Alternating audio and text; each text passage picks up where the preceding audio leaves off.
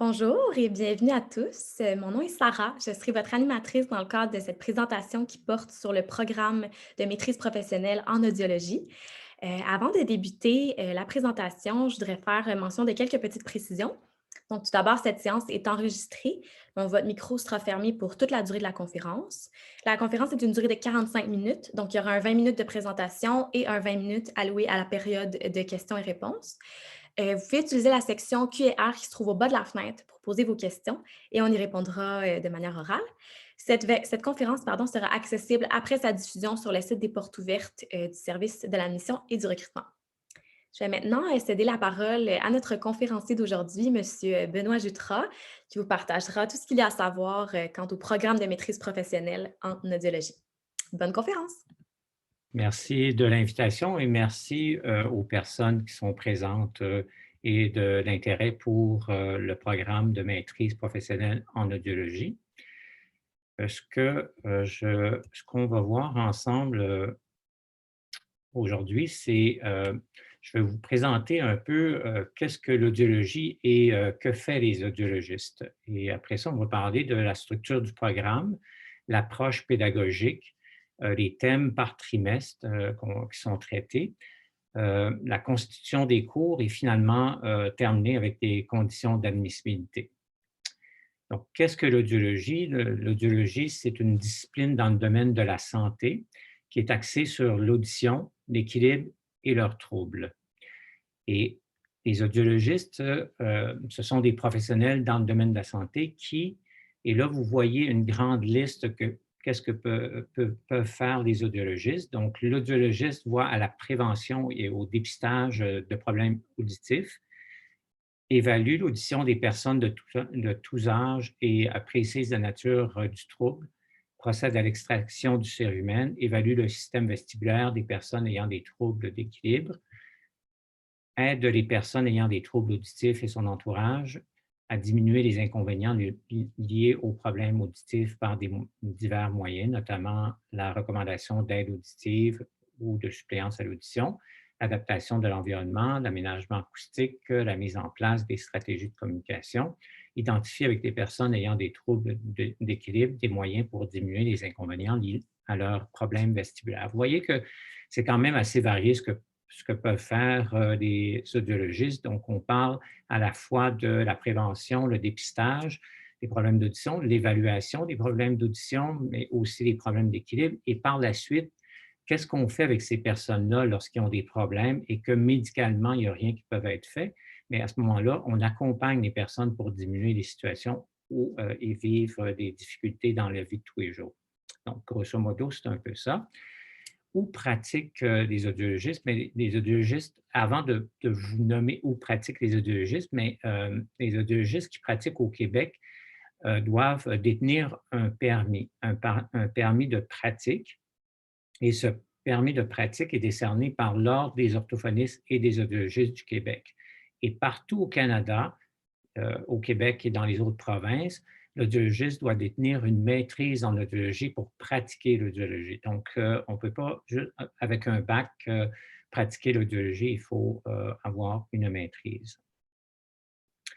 Donc, l'audiologiste, où on retrouve les audiologistes, on les retrouve dans les centres hospitaliers, dans des centres de réadaptation, dans des centres d'hébergement ou de soins de longue durée et en cabinet privé. Principalement, c'est là où on les retrouve.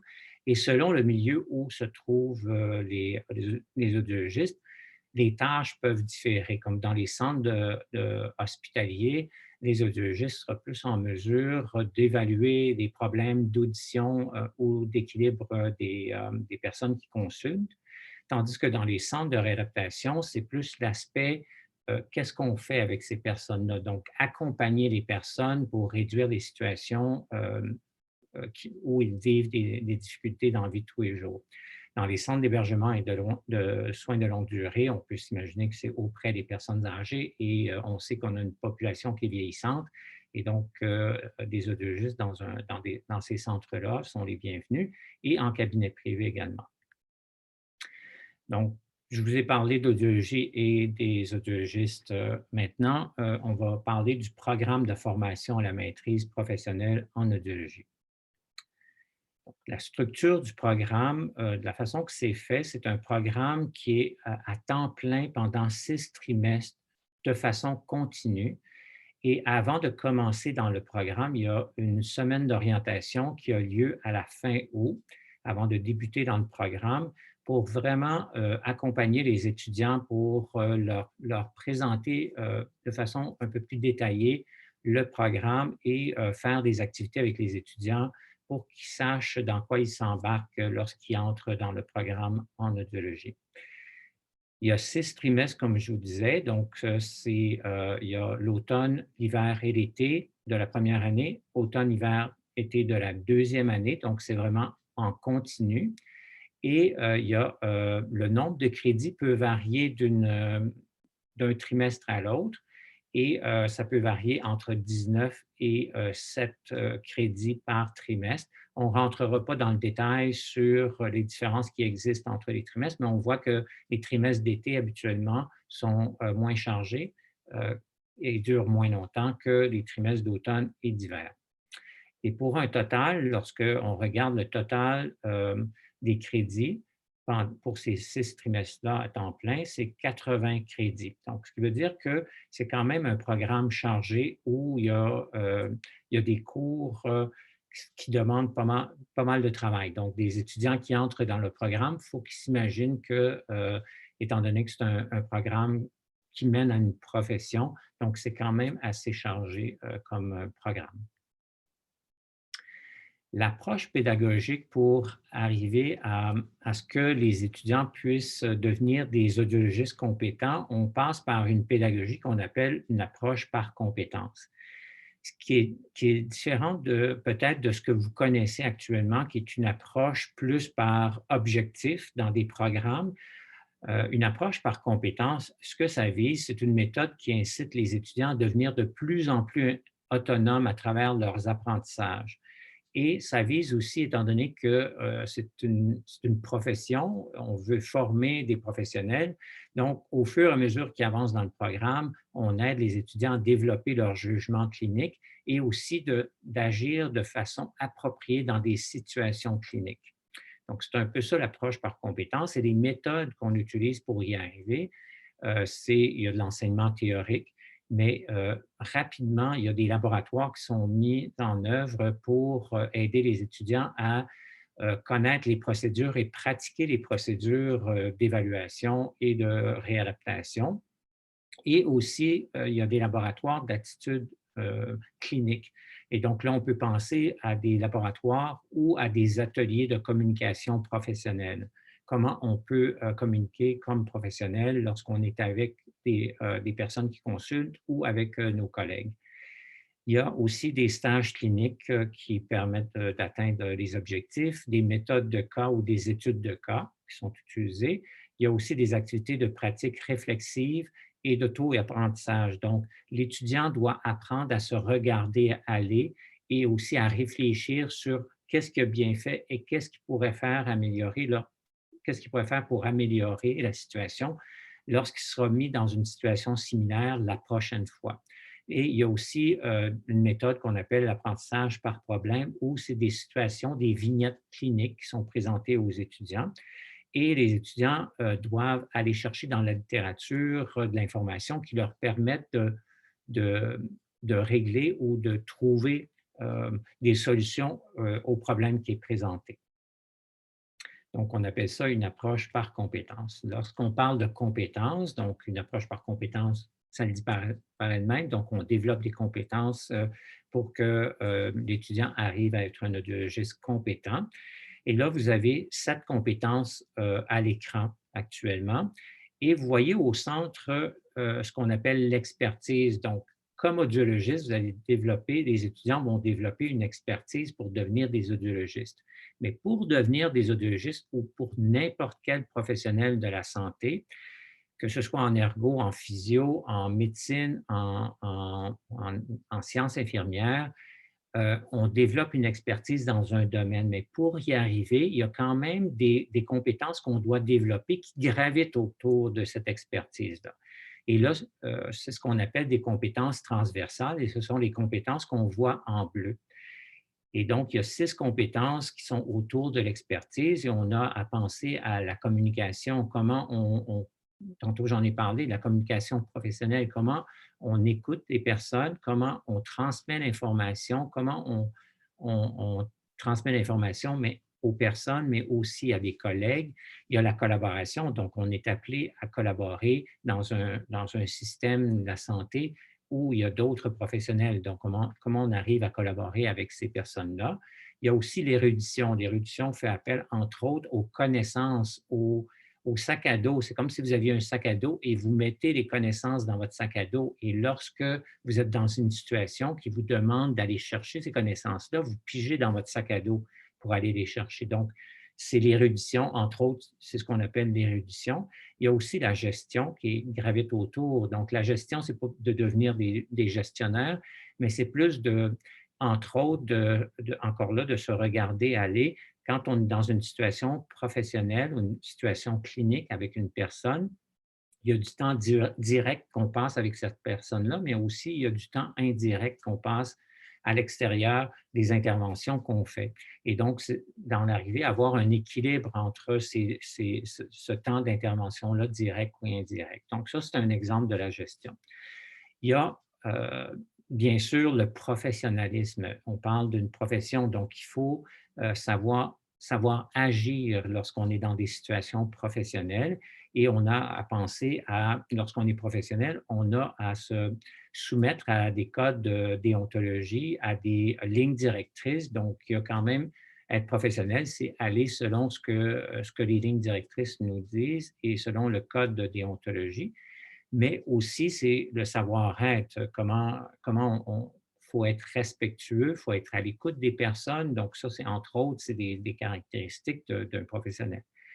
Et finalement, il y a la promotion de la santé. Et la promotion de la santé, c'est vraiment l'exemple que je pourrais vous donner pour la promotion de la santé, c'est lorsqu'on est en audiologie, on utilise des instruments, du matériel et il faut désinfecter ce matériel-là et des équipements pour protéger les personnes, pour se protéger soi, mais les personnes qui consultent aussi pour assurer leur sécurité.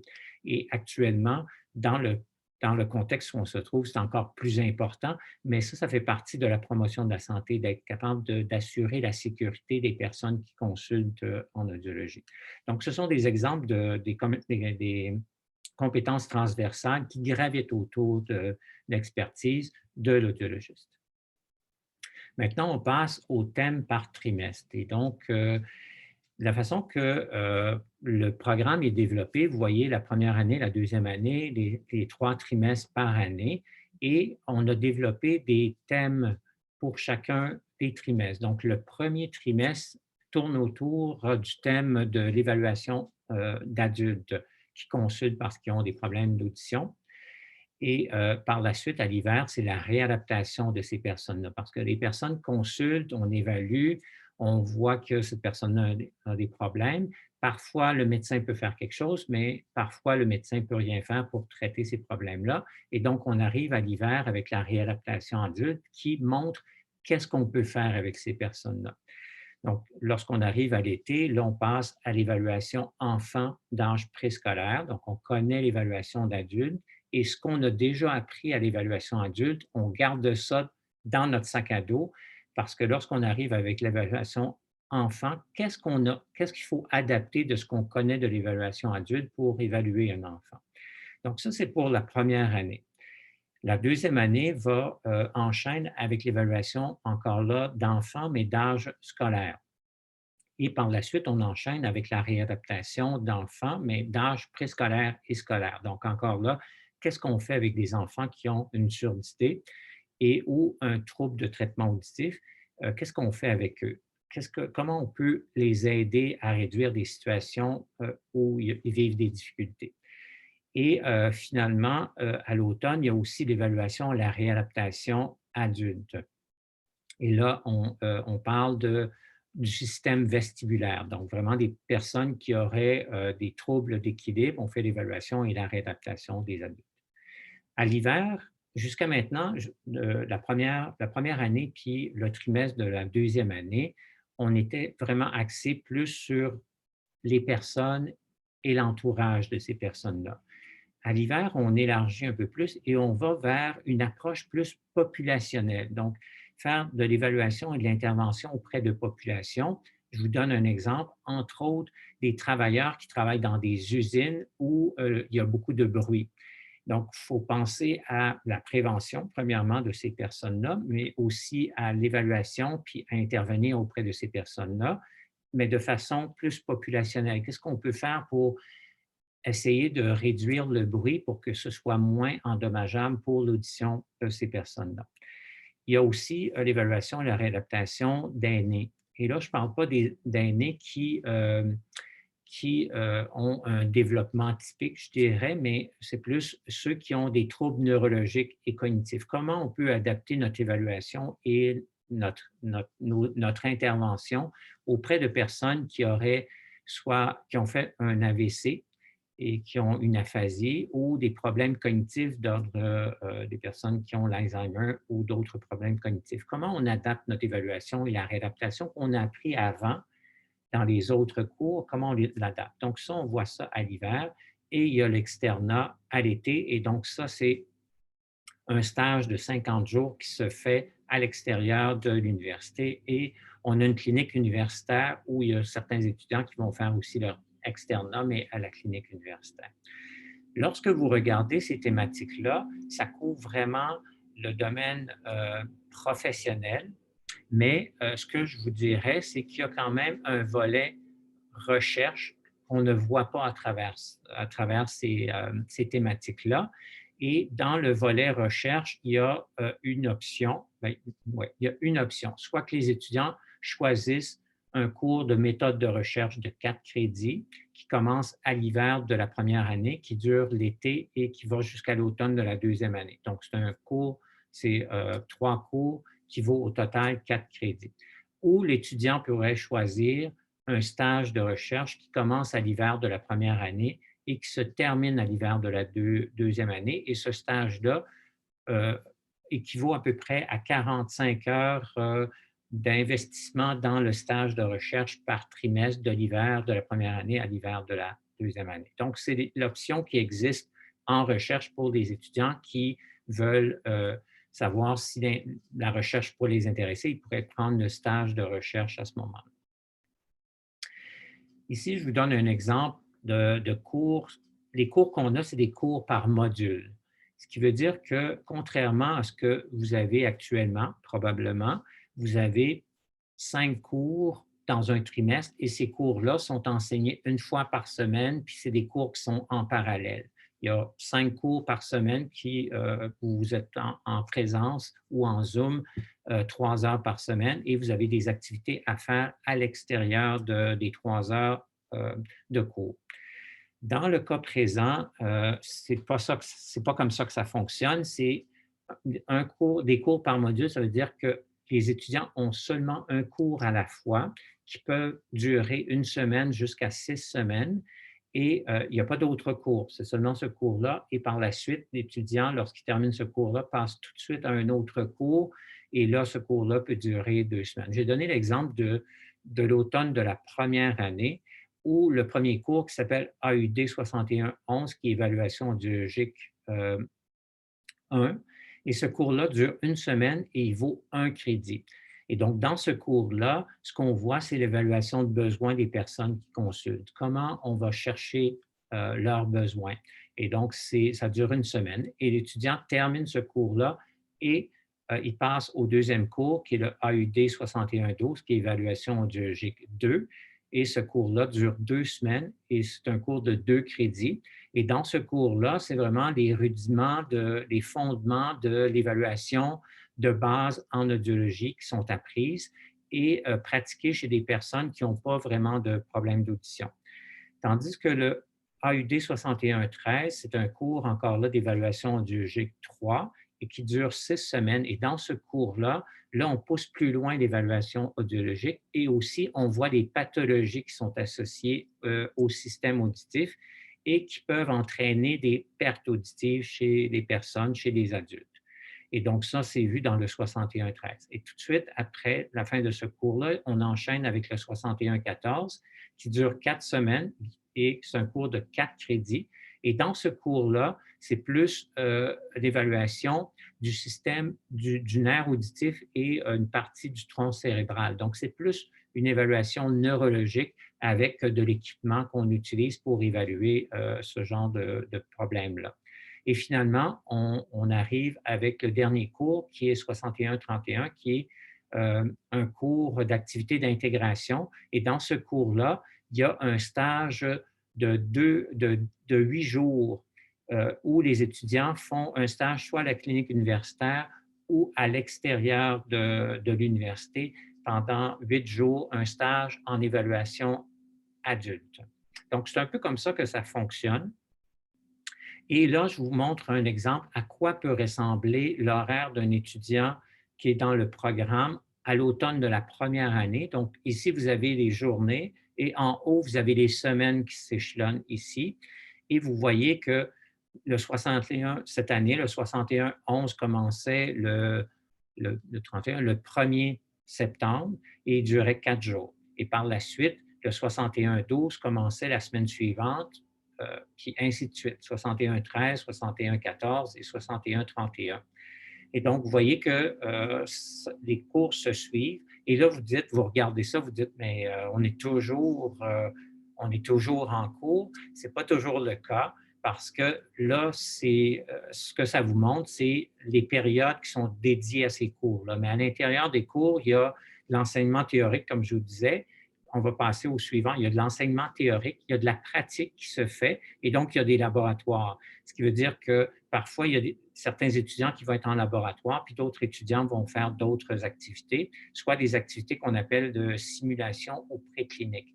Donc, lorsque l'étudiant pratique des manœuvres ou des procédures en laboratoire, par la suite, il peut pratiquer soit dans une activité de simulation avec une personne entre vous ou avec une personne qui a pas de problème d'audition, mais qu'on a demandé de venir pour aider les étudiants à pratiquer leur méthode avec des personnes qui ne connaissent pas, ou ça peut être avec des personnes qui ont une surdité, qui connaissent déjà leur situation et que ces personnes-là, qu'on appelle des patients partenaires, sont là pour donner de la rétroaction aux étudiants.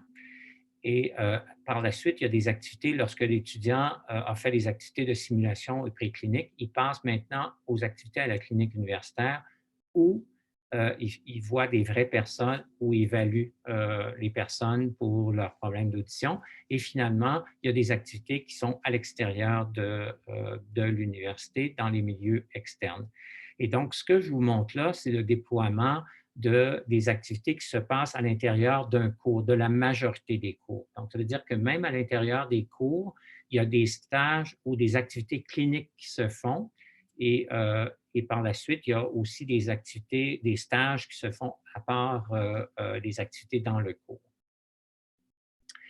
Les conditions d'admissibilité maintenant, ça prend un baccalauréat et vous voyez ici, ça peut être en sciences biomédicales, neurosciences cognitives ou dans des domaines connexes comme en psychologie et ça peut être dans d'autres domaines également qui ne sont pas nommés là. Les cours préalables, il y a 5 cours préalables qui est méthode statistique, psychologie du développement, phonétique, sciences de l'audition et de la parole, qui est un cours en ligne qui se donne à tous les trimestres, et physiologie humaine. Et vous voyez ici, on a identifié des cours, mais il y a aussi, quand vous allez dans le site de l'École d'orthophonie et d'audiologie et vous cliquez sur la maîtrise professionnelle en audiologie, il y a une liste et dans ce site-là, vous allez voir qu'il y a une liste de cours qui pourraient être équivalents aux cours qui sont nommés ici. Donc, il ne faut pas s'en tenir uniquement à ces cours-là, mais il y a certains cours qui peuvent être équivalents à ceux qu'on voit là. Ça prend une moyenne de 3,3, au moins 3,3 sur 4,3 ou l'équivalent pour ceux qui ont fait des études à l'extérieur du Québec. Pour la connaissance de la langue française, pour les étudiants qui ont fait un parcours du primaire jusqu'à l'université en français, vous n'avez pas à vous inquiéter pour la connaissance de la langue française parce que lorsque vous étiez au cégep, vous avez passé l'épreuve uniforme de la langue et de la littérature française. Si jamais dans votre parcours, vous avez fait vos études en français et qu'au cégep, vous êtes allé dans un cégep anglophone, et que par la suite, vous êtes à l'université en français, inquiétez-vous pas non plus, vous n'avez pas à passer un test de français. c'est surtout, ça s'adresse aux personnes dont la langue maternelle n'est pas le français. Et à ce moment-là, ils doivent passer un test de français qu'on appelle le test de français international avec, il faut qu'ils obtiennent au moins 850 sur 990. Vous devez aussi passer un test qu'on appelle le Casper qui évalue des compétences transversales. Il n'y a aucune connaissance reliée à l'audiologie qui est évaluée par le Casper. C'est vraiment des connaissances transversales. Et il y a une exigence supplémentaire qui est au cours des 2 dernières années, avoir fait au moins 20 heures de bénévolat auprès d'enfants de moins de 12 ans ou 20 heures auprès de personnes âgées ou avoir de l'expérience sur le marché du travail ou dans le cadre d'un stage que vous avez fait. Et donc là, ce n'est pas une combinaison, c'est vraiment 20 heures, soit avec des enfants ou 20 heures avec des personnes âgées dans le cadre du bénévolat ou d'expérience sur le marché du travail ou le stage de recherche. Ce n'est pas 10 heures avec l'un puis 10 heures avec l'autre. C'est vraiment juste avec une clientèle et vous devez demander à soit l'employeur ou l'institution où vous avez fait le bénévolat ou le stage de remplir l'attestation d'expérience que vous retrouvez dans votre centre étudiant lorsque vous postulez. Et il y a une convocation à l'entrevue, c'est très, très rare, mais il y a peut-être quelques individus qui sont convoqués en entrevue lorsqu'on a vraiment des questions par rapport au cheminement de la personne, mais normalement, il y a très peu de personnes qui passent des entrevues. On se base vraiment sur le dossier de l'étudiant, soit le score global du dossier scolaire et l'examen, le Casper. C'est vraiment là-dessus et pour le moment, c'est 50-50. 50 pour le dossier scolaire et 50 pour l'examen Casper, en plus des autres exigences d'admissibilité. Et la capacité d'admission, c'est 36 étudiants par année. Donc, j'ai fait un tour rapide de ce que c'est l'audiologie où pratiquent les audiologistes, qu'est-ce que font les audiologistes et aussi le programme ainsi que les conditions d'admissibilité. Maintenant, on peut passer à la période de questions. Je ne sais pas s'il y a des questions. Oui, donc, M. Jutras, merci beaucoup. Comme vous avez dit, nous allons prendre le temps qui nous reste pour répondre aux questions qui nous ont été posées. Donc, une première question pour vous est la suivante. La structure des trimestres est-elle similaire pour la maîtrise en orthophonie? S'agit-il de cours par module? Ça, vous allez... la structure, elle est vraiment différente. Donc, c'est difficile pour moi de répondre à cette question-là. Je pense que la meilleure chose à faire, c'est de contacter le département ou la personne responsable en orthophonie qui peut répondre à votre question. Je sais que le programme n'est pas fait de la même façon. Parfois, il y a des cours modulaires, parfois, il y a des cours en parallèle aussi. Donc, la meilleure chose, ce serait de contacter les responsables du programme en orthophonie. Super, merci. On a une deuxième question. Quelle est la date limite pour soumettre le résultat de l'examen TFI ou TEF Express? Ça, vous pouvez le faire. Ce qui est important, c'est de le faire avant de commencer dans le programme. Parce que si vous faites une demande d'admission et que vous remplissez tous les critères et qu'il vous manque ce test-là, on pourra vous émettre une offre d'admission conditionnelle à ce que vous réussissiez ce test-là. Donc, ce qui veut dire que vous avez jusqu'à la fin de l'été, au moment où vous rentrez dans le programme, pour soumettre votre score au TFI. Parfait, merci. Nous avons une autre question. Ma langue maternelle n'est pas le français, mais j'ai déjà fait une maîtrise de français à l'UDM, donc en français. Dois-je passer un test de français quand même?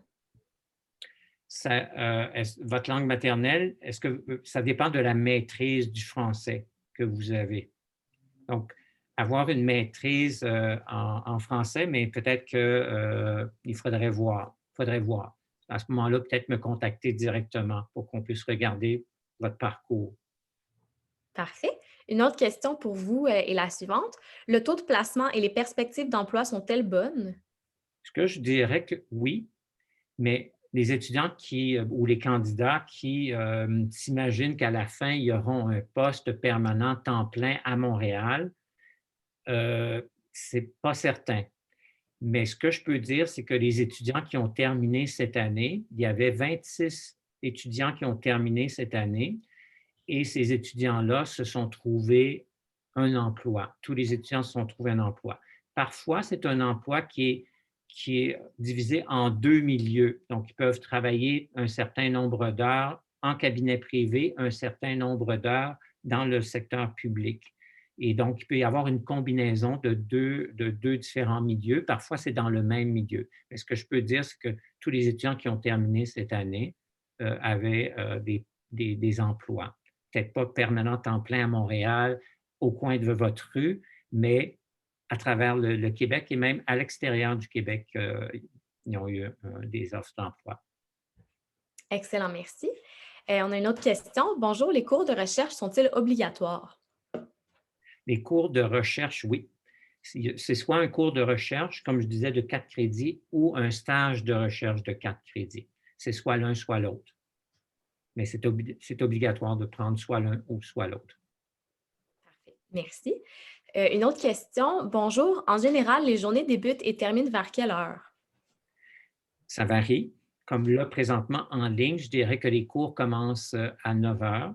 Et parfois, il y a des lectures que les étudiants doivent faire au préalable parce que parfois, il y a des cours, un Zoom qui dure peut-être 3 heures, des cours théoriques qui durent 3 heures.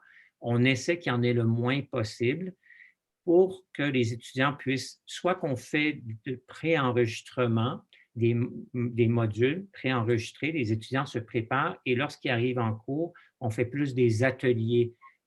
Aller chercher pourquoi ils ont lu ça la veille ou l'avant-veille, puis pourquoi ils ont regardé les modules, mais c'est parce qu'on veut s'en servir pour qu'ils puissent tout de suite l'intégrer dans des activités plus pratiques, je dirais. Et donc, c'est comme ça que ça se passe, mais pour revenir, l'horaire, ça varie. Mais mettons un horaire qui est régulier, c'est ça, présentement, c'est entre 9 heures et midi, puis entre 1 heure et 16 heures, 13 heures et 16 heures. Et parfois, il y a quelques activités qui se font en soirée lorsqu'on parle d'activités précliniques ou des personnes qui n'ont pas de perte auditive qui sont invitées à, à- à participer aux activités précliniques pour être évaluées. Mais on le fait plus en début de soirée parce que c'est plus facile de recruter des gens de l'extérieur, comme des étudiants en orthophonie ou en musique pour faire ce genre d'activité-là. Donc, il peut y avoir parfois en début de soirée des activités. Mais normalement, c'est durant le jour. Excellent, merci. On a encore le temps de répondre à 2 ou 3 questions. Donc, on en a une autre ici. Quelle est la date limite pour faire le test Casper? Ça, je vous enverrai. Je n'ai pas les dates exactes, mais vous pouvez avoir cette information-là en allant dans le site Casper. Donc, quand vous allez dans le site, vous tapez dans l'Université de Montréal, puis Casper, vous allez trouver toutes les informations qui sont relatives au Casper. Je sais qu'habituellement, c'est autour de la mi-mars, au début du mois de mars ou à la mi-mars. Génial. Merci beaucoup. On a une autre question ici. J'ai suivi un baccalauréat en sciences biologiques et j'ai divers préalables acquis à mon dossier. Cependant, j'ai terminé en 2003. Est-ce que mes cours seront toujours valables comme prérequis? Ça fait quand même beaucoup d'années, là. Donc, habituellement, on a des balises de 8 ans. Oui. Et donc là, ça fait beaucoup d'années, là. Donc, OK. ce ne serait pas admissible. Il faudrait refaire des préalables pour être sûr d'être à niveau. Super. On a une autre question. Savez-vous quel est le GPA moyen des étudiants admis en première année puisqu'il y a une capacité de 36 étudiants seulement? Ce que je dirais, c'est que si vous avez 3,3, au moins 3,3 sur 4,3, vos chances sont quand même bonnes actuellement.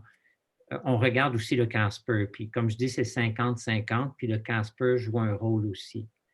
Et le Casper, la note qu'on reçoit, on ne peut pas la partager aux étudiants, cette note-là. Donc, la compagnie qui gère ça, le Casper, on ne peut pas partager cette note-là, mais nous, on sait, on met des barèmes pour un barème limite pour dire au-delà de ça, on n'accepte pas l'étudiant, le candidat. Donc, on se base sur l'un et sur l'autre, mais un étudiant qui a au moins 3,3 sur 4,3 a de bonnes chances d'entrer actuellement dans le programme. Super, merci. On a une autre question. Est-ce que l'âge du candidat est pris en considération? Le quoi? L'âge? L'âge, oui. Non, OK. non, non, Parfait. non, mais non. Est-ce que c'est parce que cette personne-là est plus âgée? J'imagine que c'est ça, parce que plus jeune, c'est sûrement pas, pas la personne ne poserait pas le problème, mais non, il n'y a pas, non. Parfait. Donc, ouvert à tous, tant mieux Oui. comme ça. Ben, si la personne remplit toutes les exigences qu'on demande, Ouais, je ne verrais pas pourquoi cette personne-là ne serait pas admissible. super. Ensuite, je suis au baccalauréat en sciences biomédicales en ce moment. Dois-je obligatoirement faire l'orientation des sciences de l'audition? Non, mais c'est peut-être préférable de le faire si l'étudiant ou l'étudiant ne veut pas passer par sciences de l'audition, mais doit quand même aller chercher les préalables. Parce Parfait. que parce qu'il y a certains préalables qui sont déjà dans les 2 premières années qui sont communes à tous les étudiants qui sont en sciences biomédicales, mais dans sciences de l'audition, il y a quelques, préalables qu'il faut aller chercher, comme entre autres le AUD 1130 qui se fait en troisième année. Et donc, si l'étudiant veut prendre un autre parcours, mais il faut qu'il s'assure que, ou l'étudiant, qu'il s'assure qu'il y a des préalables qui lui manquent. Il doit manquer, peut-être 2, je crois. Parfait. On a une autre question. Si les étudiants ont un GPA moins de 3,3, recommanderiez-vous de postuler à un deuxième baccalauréat avant de postuler pardon, à la maîtrise en audiologie? Je dirais que ça peut être un baccalauréat ou une maîtrise aussi. Et donc, une maîtrise de 2 ans, parce que l'étudiant qui a moins de 3,3 sur 4,3 veut augmenter sa note, mais ce qu'on va tenir compte, on tient compte des études qui sont faites par la suite, mais les études qui sont faites par la suite, c'est juste 1 an, mais il y a moins de poids dans l'année qui est faite par la suite dans le dossier. Mais si l'étudiant a au moins 2 ans ou un bac, puis que là, il a augmenté sa note, oui, ça, les chances sont bonnes. Mais si l'étudiant pourrait passer par une maîtrise aussi, puis avoir de très bonnes notes, ça, ce serait considéré lorsqu'il a complété 2 ans de maîtrise. Parfait. On va répondre à deux dernières petites questions. Bonjour, est-ce que les abandons de cours dans mon dossier pourraient entraîner un refus d'admission au programme? Non, non.